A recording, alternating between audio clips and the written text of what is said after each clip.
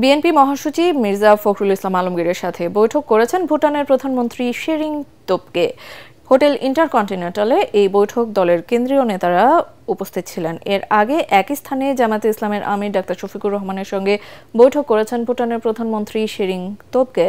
এই বৈঠকে দলের সেক্রেটারি জেনারেল মিয়া গোলাম পরোয়ার সহ কেন্দ্রীয় নেতারাও উপস্থিত ছিলেন। ভুটানের প্রধানমন্ত্রীর সঙ্গে আগামী নির্বাচনের বিভিন্ন ইস্যুতে আলোচনা হয় জামায়াতের প্রতিনিধি দলের। এদিকে সকালে সফররত ভুটানের প্রধানমন্ত্রীর সঙ্গে সৌজন্য সাক্ষাৎ করেন জাতীয় নাগরিক পার্টি এনসিপির নেতারা। এনসিপির আহ্বায়ক নাহিদ ইসলামের নেতৃত্বে ৩ সদস্যের প্রতিনিধি দল তোবগের সঙ্গে সাক্ষাৎ করেন। এ সময় এনসিপির নেতারা নিজের স্বার্থ রক্ষা করেই দুদেশের সম্পর্ক কিভাবে আরও গভীর করা যায় তা নিয়ে আলোচনা করেন। গণ অভ্যুত্থানের চেতনায় ভবিষ্যৎ বাংলাদেশ বিনির্মাণে দুদেশের ব্যবসা বাণিজ্য এগিয়ে নেওয়ার প্রতিও গুরুত্ব আরোপ করেন তারা। এদিকে বাংলাদেশ বিনিয়োগ উন্নয়ন কর্তৃপক্ষের নির্বাহী চেয়ারম্যান আশিক চৌধুরীও ভুটানের প্রধানমন্ত্রীর সঙ্গে সৌজন্য সাক্ষাৎ করেন।